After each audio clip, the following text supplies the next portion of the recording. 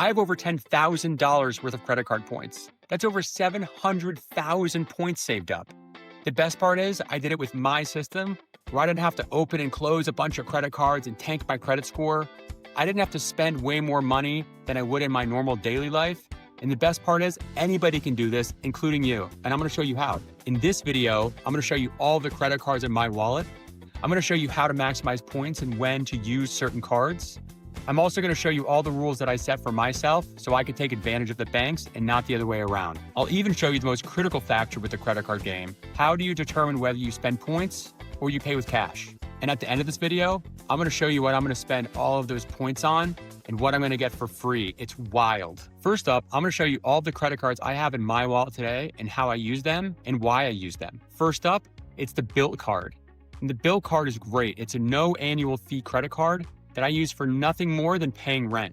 It's the only credit card you can get where you get points on rent. It only gives you 1 point per dollar, but there's no other credit card that can give you points for rent.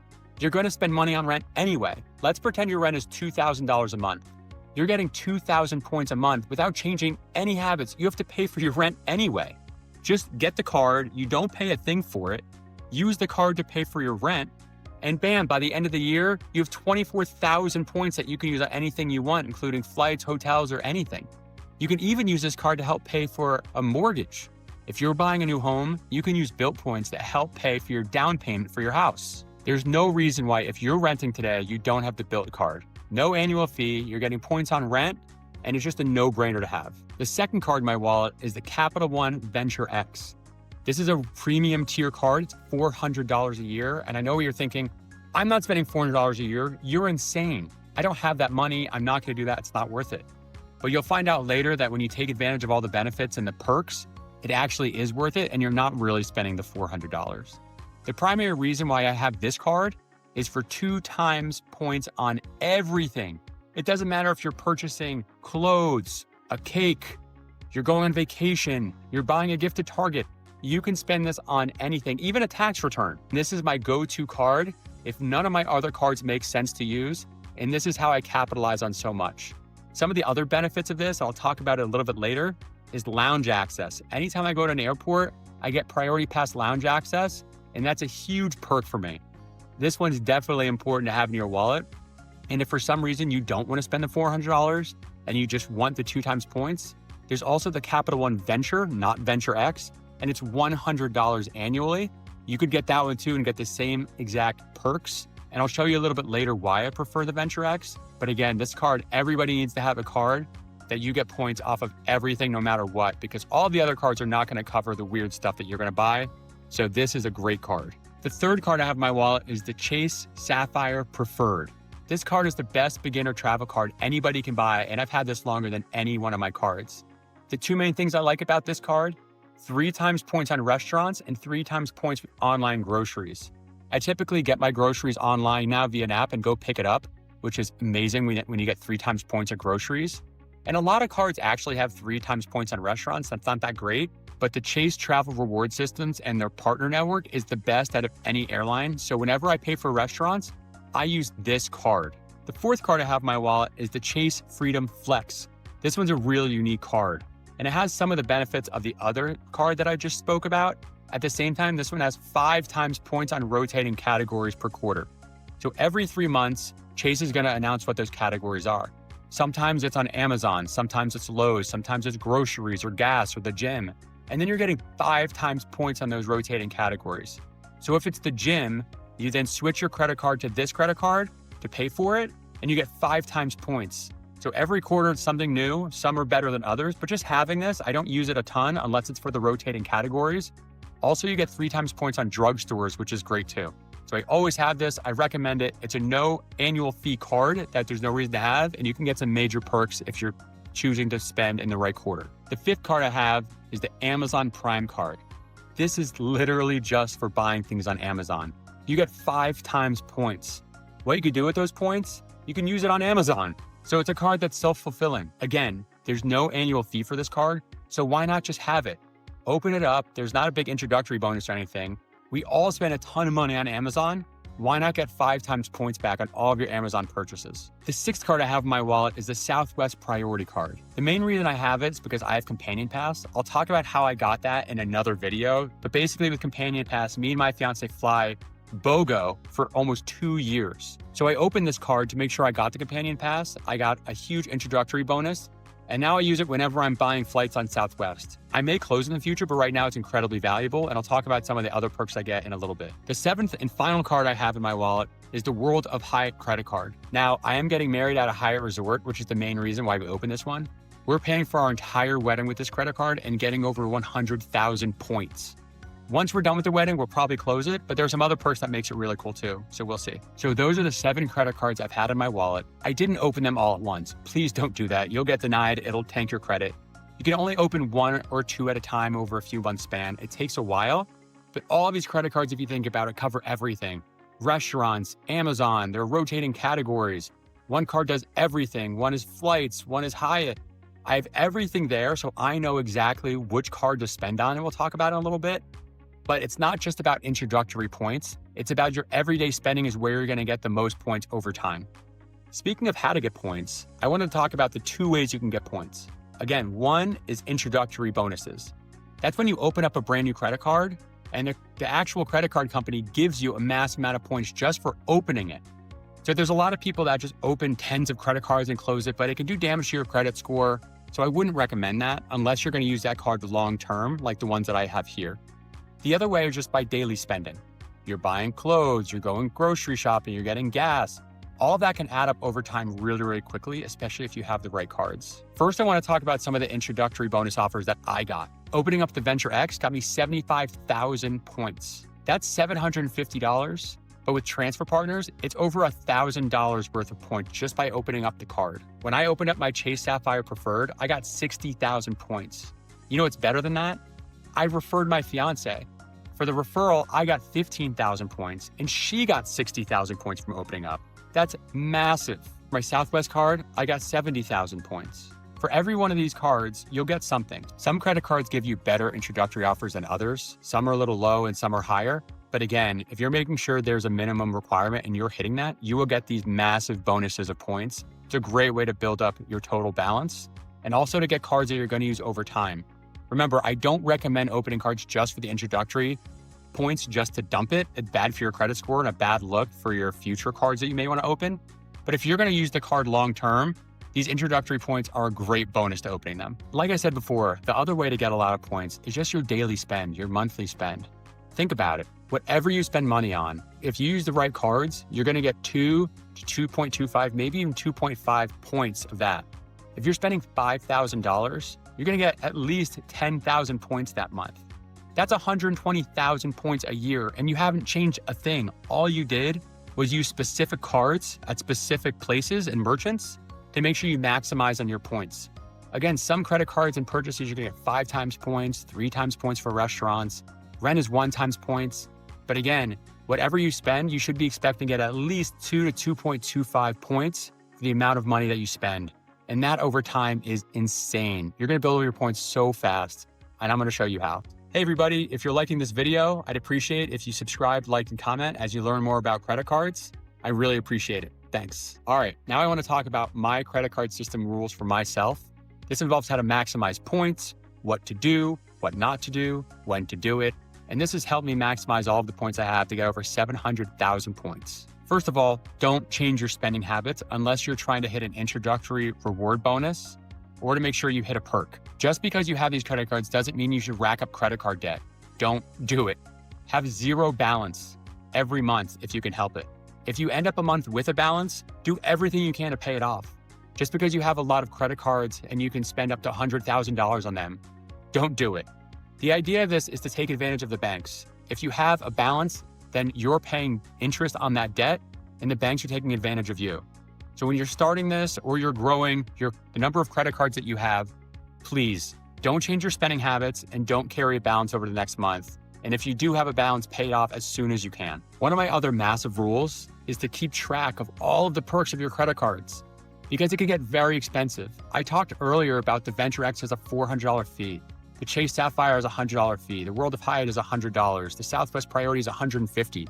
If you're adding it all up your head, it's almost $840 I'm spending annually on credit cards. So if I don't take advantage of all the perks, I'm not getting my money's worth. Even if you have a lot of points, it's just not worth it. So for the Capital One Venture, it's $400 a year. But what if I told you that they would give you $300 towards travel? Then it's $100 a year, right? So as long as you spend the $300 at any point during the year, then the actual cost is $100. Some of the other perks are airport lounge access via Priority Pass, Hertz upgrades, a 10,000 point anniversary bonus. All of those make the card almost free if you take advantage of all of them if you think about it the right way. Chase Sapphire, it's $100 a year, but they give you a $50 travel credit. Now all of a sudden the $100 is $50 a year. Taking advantage of that decreases the cost of this credit card. Same thing with World of Hyatt, it's $100 a year, but every year they give you a free night stay up to a category 4. That could be anywhere from $200, $300, even $400 for a night. So as long as you stay one night at a Hyatt with this credit card, you're actually coming out on top. Southwest, it's $150. They give you $75 of travel credit, which will automatically be applied to anything you spend on Southwest, and 4 upgraded bookings. If you use the 4 upgraded bookings, which gets you to that like A1 through A15 to board early, so you can get emergency exit seats or seats up front. Again, it's not even just zero. You're coming out on top with what those things cost and what those benefits are. So to review all these cards, I spend $840 a year on these cards. And I know you're thinking, I don't have that. That's ridiculous. But when I take advantage of all the perks, the travel reimbursements, the free hotel stays, the upgraded boardings, I'm actually only spending $115 a year. And all of the points I accumulate over that year is well worth over $115. But again, if you don't take advantage of these perks and keep track, then you may be spending more than you want to. So I urge you, use something like Excel or some way to keep track of this. And that's my next point. Make sure to keep track of all of the benefits and also the dates. I use Excel because I'm a nerd. Obviously, I'm making a video about credit card hacking and credit card points. But try to do something where you know when your cards renew. So you know when you're about to spend extra money just to renew your credit cards. When your perks expire, so you know to take them before the expiration date, otherwise they're wasted. And doing this will again help you reduce the amount of money you're spending annually on these cards and make sure you're utilizing these perks properly. Another rule I have that I know that we spoke about before is you really need to understand when to use these cards and where. For instance, if it's a restaurant, I know I'm using my Chase Sapphire. If it's Southwest, I'm using Southwest. If it's Hyatt, I'm using Hyatt. But something that helps, there are a couple apps that help. One is called Card Pointers and one is called Match Rewards.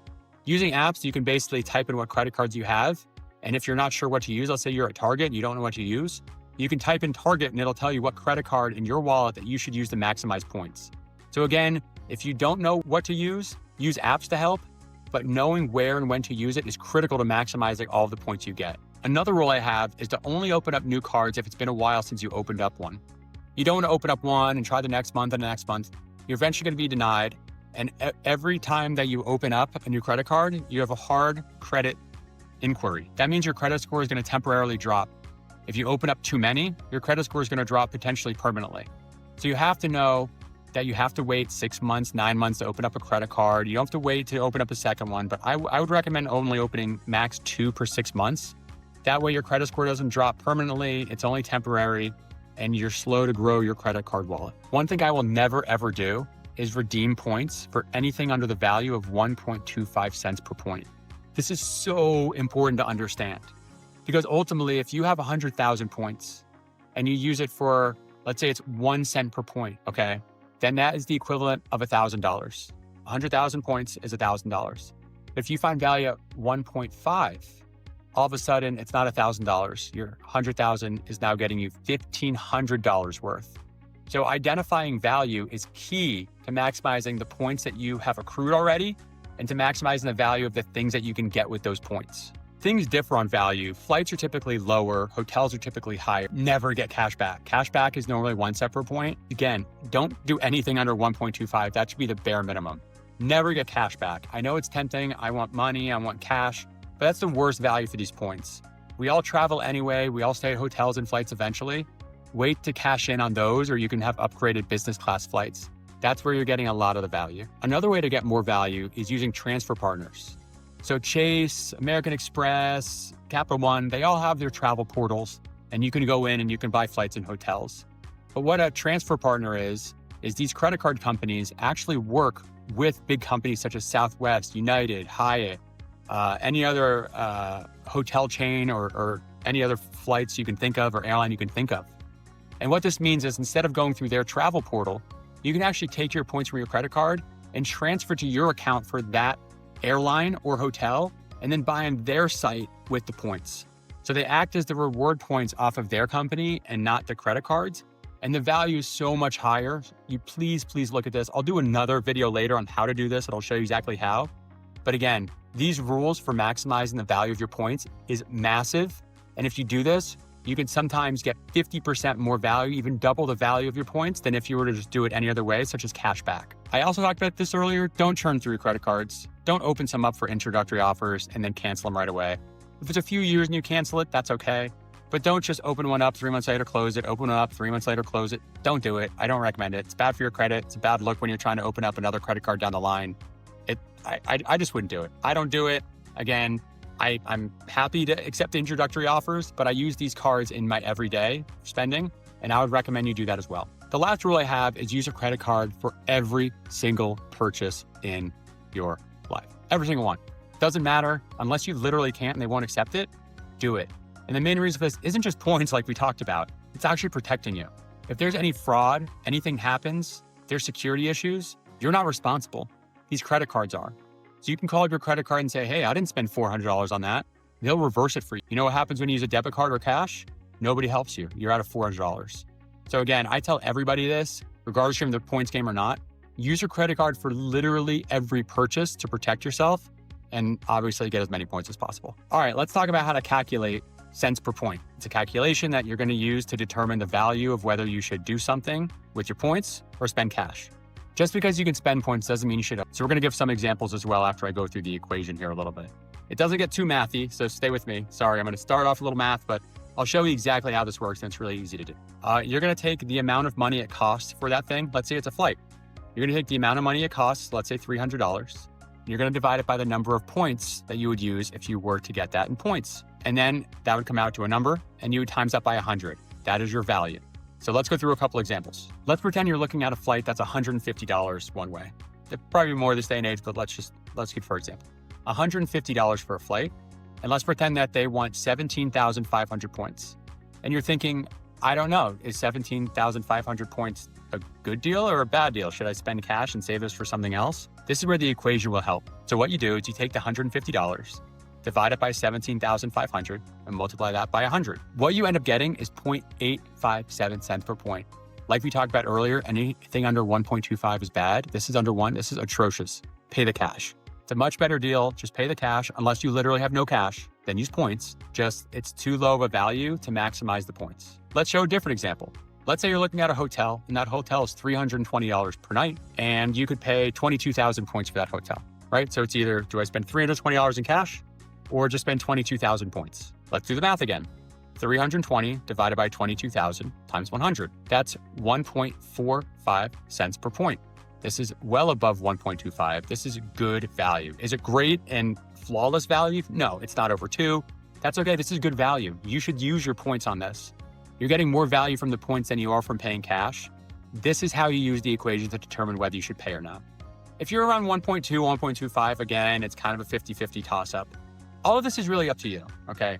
But what I'm recommending is that you maximize your points value, because if you have 100,000 points, it could be $1,000 worth of value, or all the way up to 2,000 or even more.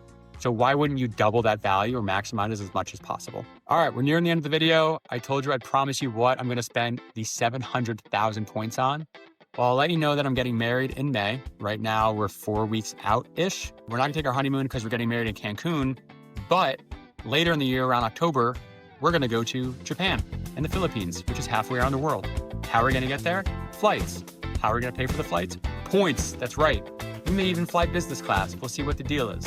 All the hotels we stay in Japan and Philippines, covered. We'll make sure to stay at certain resorts and hotels that our points can pay for. The majority of our honeymoon is gonna be fully paid for by the banks. That is what I've been saving up points for, and I'm stoked to go to these places that I'll remember for a lifetime because of credit card points, when otherwise it would cost over $10,000 to go for me and my fiance, soon-to-be wife. All right, we're at the end of the video. I showed you all the credit cards I had in my wallet, how I used them, how I accumulated over $10,000 worth of points. That's over 700,000. I also talked about the rules that I have for myself to not only use these cards, but maximize the points when I'm trading them in. And lastly, I showed you the calculation and equation you should use to know whether you should spend points or use cash. And again, I know it's math and mathy and people hate math, but again, just understanding this is key to maximize the value of all of your points. If you like this video and you want more, please subscribe. I'm trying to grow this channel, or like it, or even put a comment. I'll be sure to respond. I really appreciate it. Thanks, and have fun with your new credit cards.